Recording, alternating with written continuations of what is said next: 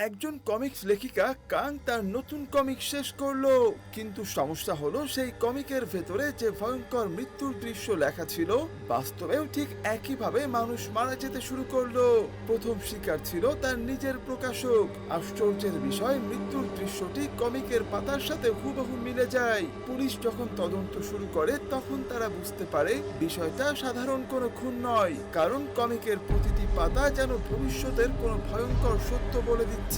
কিন্তু সবচেয়ে বড় রহস্য তখন সামনে আসে। কাং আসলে এই গল্প নিজে লেখেনি, কেউ একজন তাকে অজানা ইমেইল থেকে সেই স্কেচ আর গল্প পাঠাচ্ছিল। আর সেই স্কেচগুলোতে লুকিয়ে ছিল এমন সব মানুষের অন্ধকার অতীত যারা জীবনে বড় অপরাধ করেও কখনো শাস্তি পায়নি। এখন প্রশ্ন হলো, এই রহস্যময় স্কেচগুলো কে পাঠাচ্ছে? কেন কমিকের গল্প বাস্তবে সত্যি হয়ে যাচ্ছে? আর সত্যি কি এসবের পেছনে কোনো অদৃশ্য প্রতিশোধের শক্তি কাজ করছে? বিস্তারিত জানতে পুরো ভিডিও দেখার অনুরোধ রইল। আপনি যদি এই চ্যানেলে নতুন হয়ে থাকেন তাহলে অবশ্যই লাইক, কমেন্টস এবং সাবস্ক্রাইব করতে ভুলবেন না।